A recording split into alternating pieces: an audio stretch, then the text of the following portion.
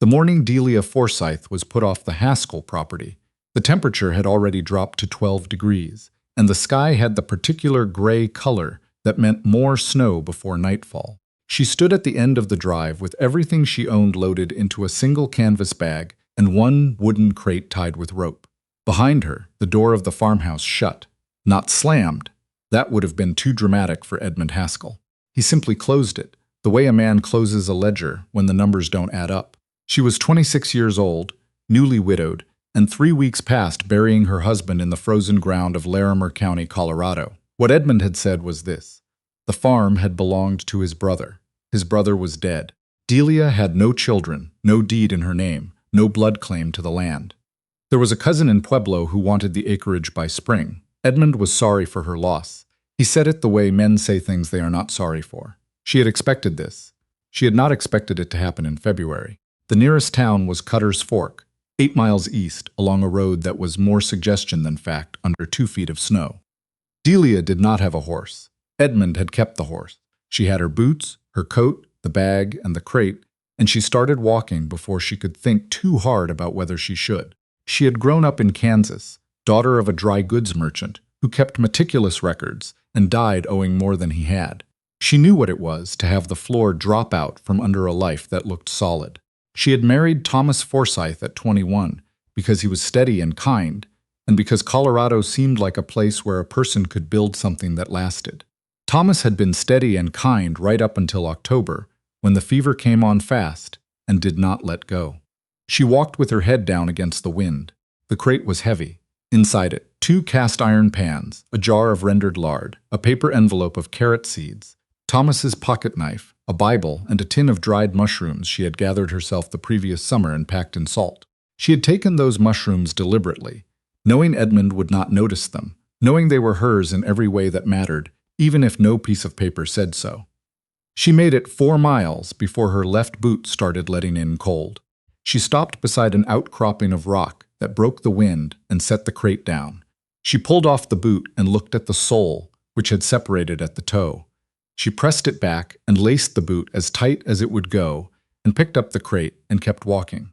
By the time Cutter's Fork came into view, the water tower first, then the grain elevator, then the dark shapes of buildings. The light was failing, and her fingers had gone stiff inside her gloves. The town had one hotel, which cost 40 cents a night. She had 63 cents to her name.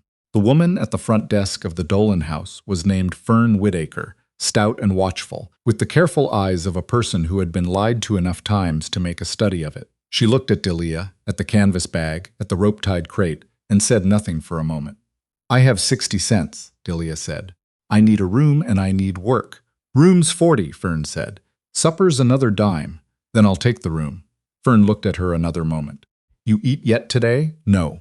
Fern turned without another word and disappeared into the back, and came out with a bowl of bean soup and a piece of cornbread, and set it on the counter.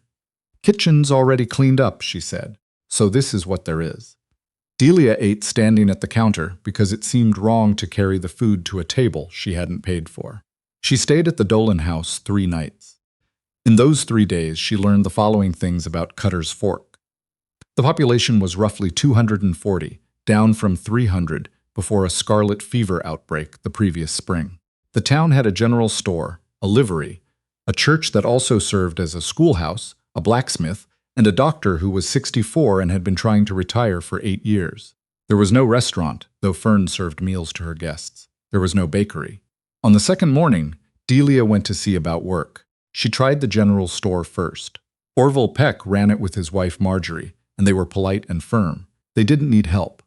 She tried the livery, the blacksmith, the church, asking if there was work keeping the building. There was not.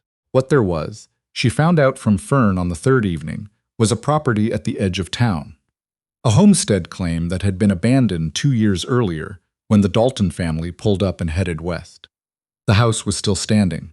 Nobody owned it, technically, though the county records were in some dispute. Nobody had filed on it properly. "Nobody's going to chase you off it in February," Fern said. She was folding linens with the efficiency of someone who had been folding linens for 30 years. "Come spring, there might be questions, but February is February." Delia asked where it was. It was 3/4 of a mile north of town, set back from the road behind a stand of cottonwoods. She found it the next morning. The Dalton house was one room with a sleeping loft, a stone fireplace, and a root cellar accessible through a trapdoor in the floor. The roof had held. The windows had not. Both were broken, the frames warped by 2 winters of freeze and thaw. The inside held only what the Daltons had considered not worth taking: a rusted bed frame, 3 empty grain sacks, a length of rope, and a tin wash basin with a hole in it. Delia stood in the middle of the room for a long time. Then she went back to town and spent her last 3 cents on a bundle of rags from the scrap bin at the general store. She used them to stuff the window frames. She gathered wood from the cottonwoods, deadfall and broken branches, and got a fire going in the fireplace. She dragged the bed frame to the corner, nearest the fire, and piled on her coat and spare dress for warmth. She did not let herself think further than the next task. This was a habit she had learned from her father, who had said when the store accounts were failing that the only way to walk through fire was to look at the ground directly in front of your feet and keep moving. The root cellar was dry and deeper than she expected, 8 feet down, 9 feet wide. The walls were packed earth reinforced with flat stones. At the back, where the previous owners had dug into the hillside, the temperature was almost constant, even in winter. Delia climbed down with a lantern and sat on the dirt floor and looked at it for a long time. She had grown up watching her mother keep a kitchen garden. She knew carrots, squash, turnips. She knew that certain things grew in low light, mushrooms, obviously, but also some root vegetables, also sprouts, also things that did not need the sun so much as they needed water and warmth and a patient hand. In Kansas, her mother had started seeds in February in tin cans near the stove, transplanting them when the ground softened. The root cellar held a temperature that was cold but not freezing, even in the worst of the winter. She had the envelope of carrot seeds. She had the dried mushrooms. She had Thomas's pocket knife and her own 2 hands. She started small, the way her father had taught her to manage a ledger. Begin with what you know for certain, and build from that. She cut strips of cloth from the worn grain sacks and used them to seal the base of the cellar door, to hold in what heat drifted down from the fireplace above. She found in the hillside wall at the back of the cellar a seep of water, a slow, cold trickle that kept a small stone basin permanently damp. She began germinating seeds in a layer of dampened cloth laid over flat stones near the water seep, where the temperature stayed above freezing and the moisture was constant. In the meantime, she needed to eat. She went to Fern Whitaker and asked if there was any work at the hotel. Washing, mending, anything. Fern said she could use help with the laundry on Mondays and Thursdays, and she could pay in meals rather than money, and was that acceptable? It was. She went to Orville Peck's store and asked if she could have credit against future work. Orville was skeptical but not unkind. He gave her credit for cornmeal and salt and a small measure of dried beans. She ate sparingly. She worked on the house. She tended the cellar. By the 3rd week, the carrot seedlings had sprouted, thin pale threads of green in the darkness, fragile and determined. She moved them carefully to tin cans she had salvaged from behind the hotel, filling the cans with dirt from below the frost line, which was looser and darker than the frozen crust above. She kept them near the water seep. She talked to them, which she would not have admitted to anyone, and which she understood was probably more for her own benefit than for theirs. She also found, growing on the rotted wood at the back wall of the cellar, a cluster of oyster mushrooms. This was the kind of thing that a sensible person might have considered luck. Delia considered it information. If oyster mushrooms were growing here on their own, it meant the conditions were right: the humidity, the wood decay, the temperature. She began deliberately cultivating them, the way she had seen it done once at a neighbor's farm in Kansas, inoculating fresh-cut sections of fallen cottonwood with the spores from the existing cluster. It was slow work that required attention and patience. She had both. March came in cold and stayed cold. Cutter's Fork was a town that had already been worn down before the winter started. The fever the previous spring had taken 23 people, among them the only miller within 30 miles. Without a miller, the grain that farmers brought to town had to be sent 70 miles by wagon to be processed, which added cost and time that many families didn't have. Several farms had cut back on planting the previous year because of the disruption. By January, the general store's flour supply was lower than Orville Peck liked to admit in public. Delia knew all of this because Fern Whitaker knew all of this, and Fern talked while Delia worked, and Delia listened. Pruitt family north of town is down to half rations. Fern said one Monday, passing a wet sheet over the line. 3 children under 7. Elsa Pruitt came in last week asking if Orville had any credit left for them. Delia asked if there was any flour at all in town. Some, Fern said. Not enough to last another 6 weeks if this keeps up. That night, Delia went down to the root cellar and sat with her lantern and thought about what she had. She had, at this point, a tray of carrot seedlings that would need another few weeks before harvest, 2 good-sized clusters of oyster mushrooms in various stages of growth, a 1/4 cup of rendered lard, the last third of her cornmeal, and a small amount of wild-dried herbs she had found in the abandoned house. Sage, something that might have been thyme. She also had, from the cellar's previous occupants, 3 jars of preserved beets that she had been rationing since December. She had not mentioned the beets to anyone. She thought about Elsa Pruitt and 3 children under 7. She climbed up out of the cellar, wrapped herself in her coat, and stood at the broken and patched window, looking out at the dark. There is a thing that happens to a person who has lost nearly everything, which is that they become very clear about what they are willing to do and what they are not. Delia had crossed a number of lines in the past 2 months, sleeping in an abandoned house, eating food purchased on credit she had no guarantee of repaying, accepting charity in the form of a bowl of soup she hadn't asked for. Each of those crossings had cost her something, some small internal accounting that she kept very precisely, and each time she had told herself that the debt would be repaid when she was able. She was not yet able, but she could do something. The next morning, she went to see Elsa Pruitt. The Pruitt farm was half a mile north, a small operation, a house, a barn, a smokehouse that appeared to be empty. Elsa Pruitt met her at the door, a woman in her mid-30s, with the careful face of someone who has been managing worry for a long time. Behind her, Delia could see 2 small children at a table. She brought 1 jar of beets. "I have more than I can use," she said. "I thought you might have use for these." Elsa looked at the jar for a moment. Then she looked at Delia. "You're the woman staying in the Dalton place." "I am. You walked here in the snow to bring me beets." "It's not far." Elsa took the jar. She didn't say thank you in the way people say it when they don't mean it. She said, "Come inside. I'll put coffee on."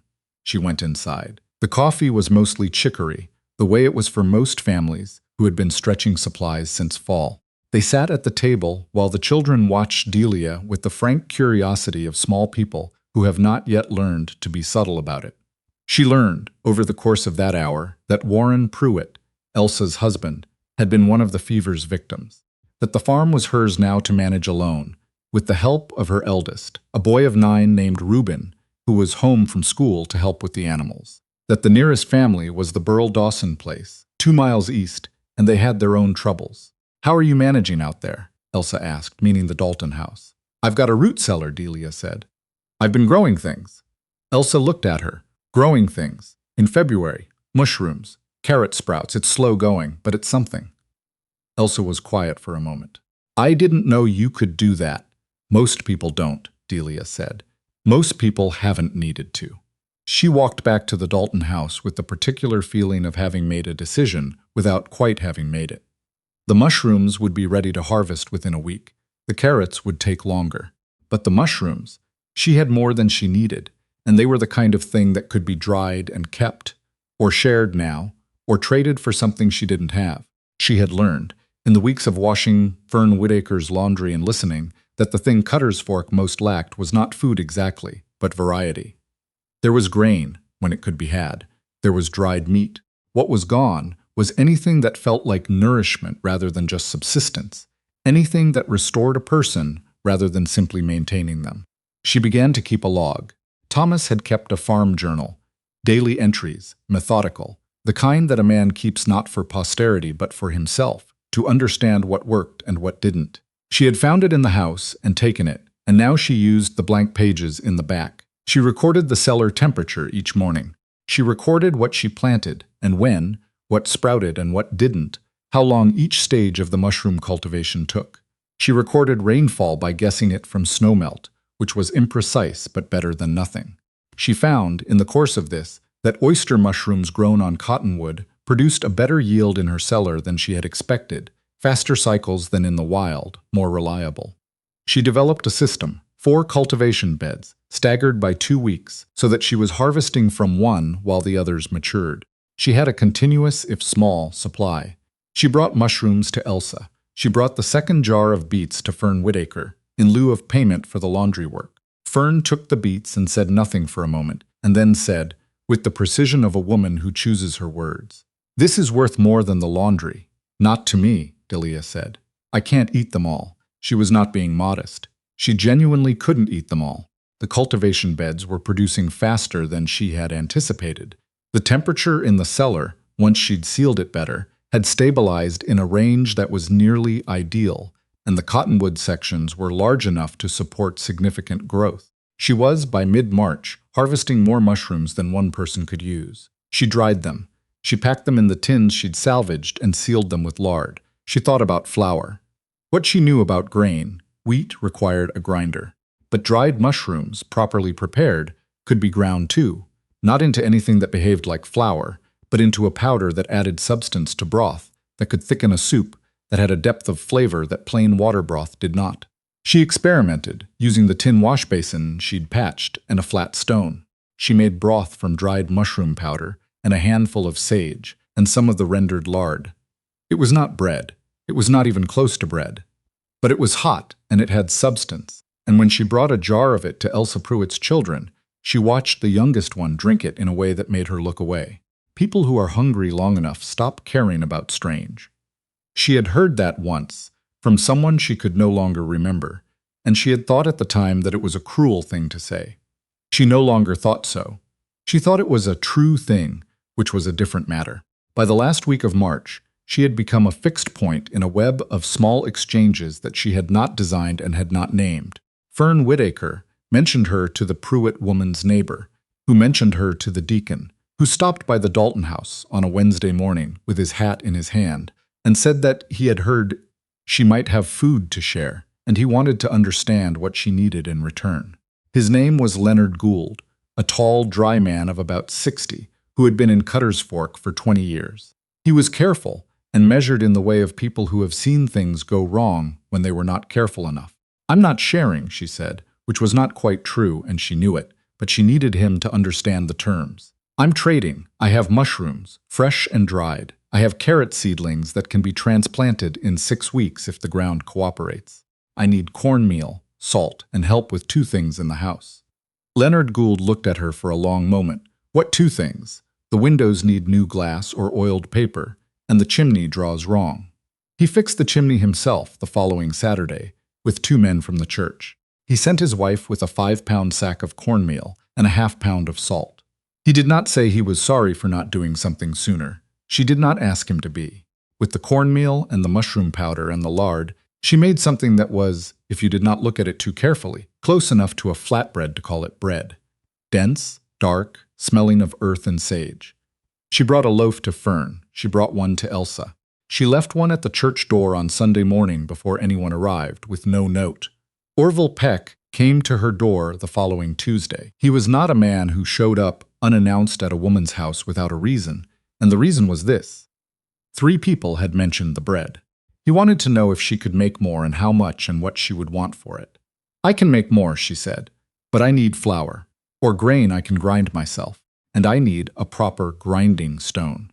Orville Peck went back to the store and came back the next day with a grinding stone that had been in his back room for 6 years, brought in by a settler who'd left it in trade for supplies. He brought a bushel of wheat that he had been holding in reserve, which he admitted to her quietly, and which she understood was not information he shared with everyone. "I'd rather you make bread with it than have it sit there while people go short," he said. He said it with the tone of a man making peace with a decision he'd been avoiding. She said, "Tell me who needs it most." He gave her a list of 7 families. She was not a baker by training. She had made bread the way most women of her time and place made bread, from habit, from watching, from practice in a kitchen that had all the necessary things. Making bread in a one-room house with a fireplace instead of a stove, with ground cornmeal and mushroom flour and a grinding stone, required a different kind of practice, which was the kind that came from trying and failing and adjusting. She burned the first 2 loaves badly enough to be inedible. The third was edible but dense. The fourth was dense and good. She developed a method over the course of that week. getting the temperature of the fireplace right, using flat stones as a baking surface, covering the loaves with the wash basin inverted, which created enough trapped heat to act like an oven. The loaves were not light. They were not the kind of bread a person bakes when they have everything they need. But they were bread, and they were hot, and by the time she had made 8 of them, one for each family on Orville's list, and one for Fern, and one that she ate herself sitting on the floor of the Dalton house in the late afternoon, with snow coming down outside, she understood something that she filed away without sentimentality. You cannot fix what is already broken, but you can do better with what's in front of you. She had said this to herself in the dark of the root cellar more than once, without knowing she was saying it, without understanding it was the principle that had been running her decisions since the day she walked away from Edmund Haskell's closed door. It was not optimism. Optimism is what you have when you think things are going to get better on their own. This was something else, a kind of fierce and practical attention to what was possible right now, in this room, with these materials. Spring came in the second week of April, slow and wet, the snow retreating from the fields in patches. She transplanted the carrot seedlings into a kitchen garden she'd begun breaking in February, with a pickaxe borrowed from the livery. The ground was hard and wet, and fought her, and she won. She planted the seedlings in rows, the way her mother had taught her, spacing them with her fingers, tamping the soil with her palm. Elsa Pruitt came over with Reuben, who was 9 and serious, and the 2 younger children who were not serious at all. Elsa dug without being asked. Reuben dug. The younger children mostly got in the way and threw clods of dirt at each other, and eventually were set to carrying water from the pump. "You know," Elsa said, working a row beside Delia, "when you first showed up with those beets, I thought you were one of those women who was trying to make herself feel better." Delia pulled a rock out of the soil and set it aside. "Was I not?" Elsa considered this. "Maybe some, but you kept showing up." In May, the garden was producing enough to share, and Delia began teaching what she knew, not announcing it, not setting up a school, simply. When Elsa came over, she showed her the mushroom cultivation beds in the root cellar, and explained how they worked and what to look for, and what to do wrong and what the results of doing it wrong were. When Reuben came with his mother and showed curiosity about the seedling trays, she told him what she knew about starting seeds in late winter, and how the temperature mattered more than the light at a certain stage. When Leonard Gould's wife, a woman named Matilda, quiet and precise, who had been eyeing the kitchen garden with undisguised interest, finally knocked on the door and asked directly how the bread was made without proper flour, Delia sat down with her at the table and went through it step by step. Matilda Gould was 60 years old and had been growing things since she was 8, and she asked better questions than anyone Delia had met. She asked about the grinding ratio, the moisture content. What happened if you substituted dried chanterelles for oyster? Whether the cornmeal could be replaced with ground dried corn from last year's harvest. Delia answered what she knew, and said plainly when she didn't know, and suggested they try and find out. They tried things and found out. This was, Delia came to understand, the correct procedure for most problems. Edmund Haskell came to Cutter's Fork in June, on his way to Pueblo. She saw him from the window of the general store where she was trading mushrooms for thread. He was driving a wagon, a different horse than the one he had kept from her, and he did not look in the direction of the Dalton house. She watched him drive through town and felt nothing in particular. This surprised her slightly, and then didn't. There is a version of this story where Edmund Haskell is the villain, and his arrival in June is the moment of reckoning, the confrontation, the accounting. But Delia Forsythe was a practical woman, and practical women know that the people who do you harm often do it not from malice, but from a kind of moral laziness, an unwillingness to look at what their convenience costs someone else. Edmund was not a cruel man. He was an incurious one. There was nothing to say to him that would be worth the breath. She went back to trading mushrooms for thread and didn't mention that she'd seen him. By July, the root cellar at the Dalton house had become something that people in Cutter's Fork referred to, without quite meaning to, as a resource. The way you might refer to the well or the blacksmith, as a fixed point in the geography of what the town could rely on. 3 other families had started mushroom cultivation beds of their own, using sections of cottonwood she'd shown them how to inoculate.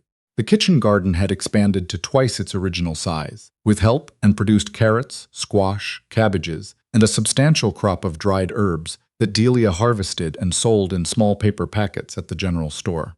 The county land office sent a letter in August regarding the status of the Dalton homestead claim.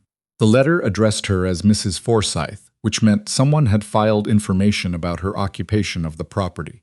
She did not know who it was and did not ask. The letter indicated that she had the right to file a claim of her own under the Homestead Act, provided she met the residency and improvement requirements. She had been there 11 months by then. She had replaced both windows, rebuilt the chimney, dug the kitchen garden, extended the root cellar, and replaced the rotted sections of the floor. She had the improvements documented in the journal she'd kept since February, in Thomas's handwriting for the early months and her own after that. She filed the claim. Fern Whitaker told her, when she came by the hotel to share the news, that she'd been the one to mention Delia's name to the county surveyor when he'd passed through in the spring. Someone had to, Fern said, and went back to folding linens. Delia stood in the hotel lobby for a moment after that. She thought about the morning she had walked away from Edmund Haskell's closed door with 63 cents, and a rope-tied crate and a boot that was letting in the cold. She thought about the root cellar in February, the thin, pale threads of carrot seedlings in the dark, the deliberate patience of deciding to try something that might not work. She thought about Elsa Pruitt's youngest drinking mushroom broth in a way that made her look away. There is a kind of knowledge that people carry in their hands and their habits, passed from mother to child in the ordinary work of kitchens and gardens, that does not get written down because it does not seem like the kind of thing that needs writing. Delia had learned it from her mother without knowing she was learning it, had used it without naming it, had passed it on in the same quiet way, not as instruction but as demonstration, not as lesson but as practice. She went home and wrote it down anyway. That winter, when the cold came back and the roads closed and Cutter's Fork pulled in again to wait out what weather brought, there were 12 families with root cellar cultivation beds, and 3 with kitchen gardens already put to bed and mulched and waiting for spring. There was a grinding stone in the back room of the church that anyone could use. There was a small, careful notebook in Matilda Gould's kitchen that contained, in Matilda's precise handwriting, everything Delia had taught her and everything they had figured out together. The bread that winter was still dense. It was still not the bread you bake when you have everything you need, but it was bread, and it was enough, and nobody in Cutter's Fork went without it.